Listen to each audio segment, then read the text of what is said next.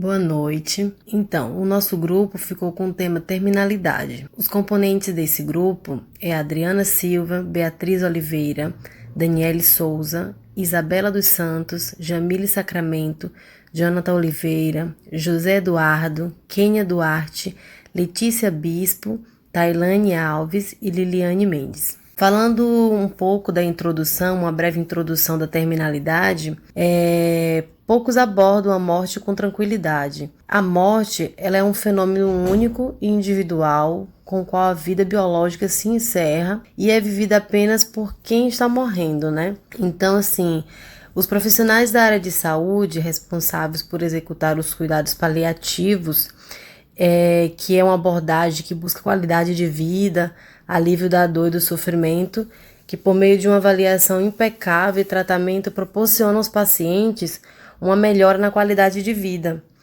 E a integração precoce dos cuidados paliativos aos pacientes proporciona satisfação tanto dos familiares quanto ao paciente, auxiliando no processo de aceitação da morte com mais leveza. E o conceito de terminalidade na verdade, assim, sobre o conceito de terminalidade de vida, entende-se que é quando se esgotam todas as possibilidades de resgate das condições de saúde e possibilidade de morte próxima, precoce, né? Que parece inevitável e previsível. Então, o indivíduo ele se torna irrecuperável e caminha para a morte, sem que consiga reverter este caminhar. Seria basicamente uma aceitação do fim de um círculo que se fecharia na passagem, né, dessa pessoa na Terra. Então, é uma aceitação da morte devido às condições atuais do indivíduo. Eu sou a discente Adriana Mendes e irei dar continuidade a cuidados paliativos para médico. Segundo a Organização Mundial de Saúde, cuidados paliativos consistem na assistência promovida por uma equipe multidisciplinar, que objetiva a melhoria de qualidade de vida do paciente e seus familiares, diante de uma doença que ameaça a vida por meio de prevenção, alívio do sofrimento e dos demais sintomas físicos, sociais, psicológicos e espirituais. Humanização é a ação ou efeito de humanizar, de tornar humano ou mais humano, tornar benévolo ou mais afável. É o sinônimo de empregar sabedoria e sentimentos nos cuidados prestados, agir de maneira sincera e leal ao outro, ouvir com ciência e paciência ao pedido de socorro escondido por detrás de conflitos, dores, incertezas, solidão, ou seja, sensações inerentes de pessoas envolvidas no processo de perdas. Humanizar é preciso. Dando sequência em nossa apresentação, nós devemos sempre repensar a nossa prática profissional e a nossa conduta com o processo do cuidar, para que possamos ser sempre um bom ser humano antes de ser um excelente profissional. Dentre os princípios, quando falamos de terminalidade, temos a transversalidade, onde o reconhecimento das diferentes especialidades e práticas de saúde, elas estão em sintonia e conectadas na produção do cuidado, conversando com a experiência daquele ao qual estamos com a interação no processo do cuidar, sendo assistido por mim. Alinhados dessa forma, estaremos produzindo saúde de uma forma corresponsável.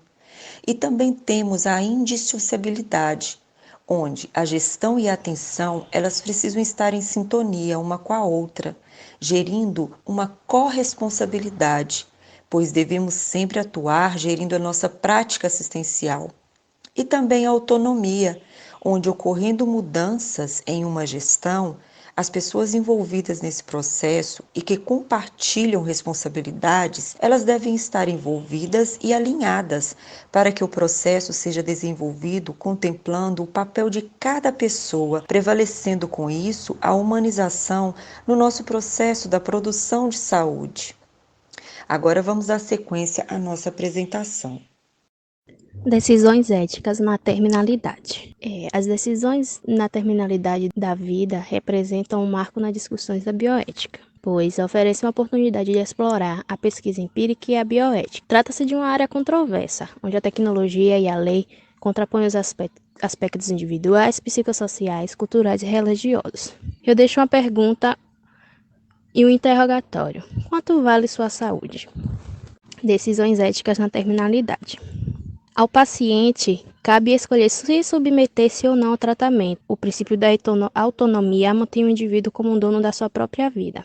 A inviolabilidade do direito à vida libera a decisão, também garantido na Constituição Federal, quanto ao alívio da dor do paciente. Autonomia, não maleficência, beneficência e justiça.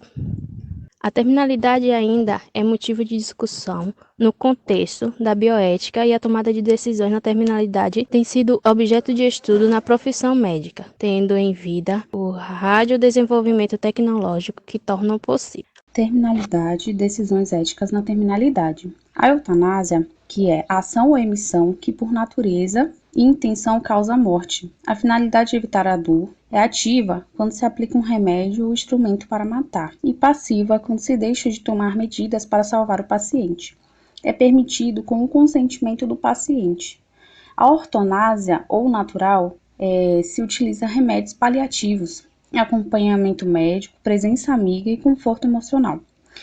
E espiritual também, dão tranquilidade ao paciente na fase terminal. Já a distanásia, a morte com sofrimento maior, pelo fato de o paciente terminal ter a vida mantida pelos meios extraordinários ou desproporcionais, familiares, cuidados e a terminalidade. A família é o facilitador do tratamento, diferenciando o paciente, pois pode possibilitar o surgimento de reações solidárias e responsáveis. A proximidade da morte colabora para intensificar este sentimento, mas possibilita ao cuidador resignificar como vivência essa experiência. No que se refere aos sentimentos negativos, podemos citar alguns como tristeza, incômodo, angústia, sintomas depressivos, preocupação e sensação de impotência e a inquietação. Boa noite, eu sou a Edson Isabela Lisboa e vou continuar falando sobre terminalidade. Como podemos oferecer ajuda à família? Traçar objetivos realistas é um dos pontos aos quais precisamos entender que será necessário, garantir apoio espiritual e religioso, explicar ao paciente e família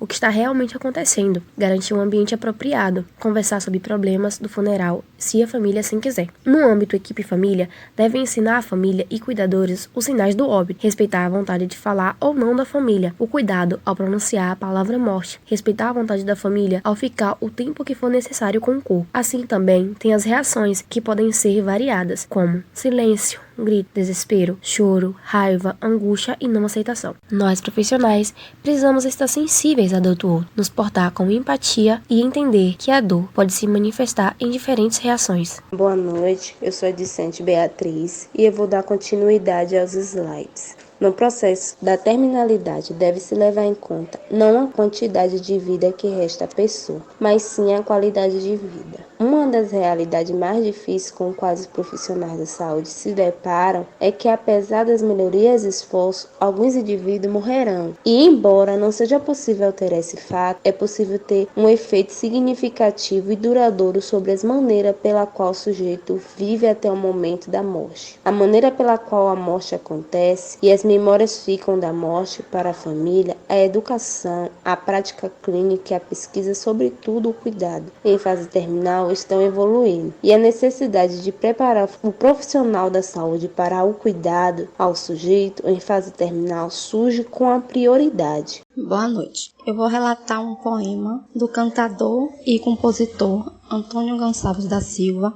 conhecido como Patativa do Assaré. O poema fala o seguinte: Morte, você é valente. O seu poder é profundo. Quando eu cheguei neste mundo, você já matava a gente. Eu guardei na minha mente esse seu grande rigor. Porém, lhe peço um favor. Para ir ao campo santo, não me faça sofrer tanto. Morte, me mate sem dor. Esse poema ele relata que, embora a morte seja triste e doída, é algo inevitável. E lidar com ela não é fácil. A aceitação da morte é algo particular, que está ligada à religiosidade, às questões culturais e sociais. A morte é vivenciada de forma única e singular por quem o vivencia. O assunto terminalidade nos fez compreender que durante nossa prática profissional, a questão morte ou a partida de alguém será uma vivência cotidiana, uma vez que o fim é inevitável a todos nós. Acreditamos que realizando nosso trabalho a cada dia, dando o nosso melhor para o paciente, tratando-o com dignidade, integralidade, equidade, estaremos sendo um bom profissional dentro do Código de Ética. Mas o nosso trabalho vai além. Ser acolhedor, proporcionar conforto, ser amigo, ser paciente, é algo que a nossa profissão exige. Saber olhar o paciente como um todo, ter uma visão horizontal e ampla, requer muito mais que profissionalismo. Exige que sejamos, antes de tudo, um bom ser humano.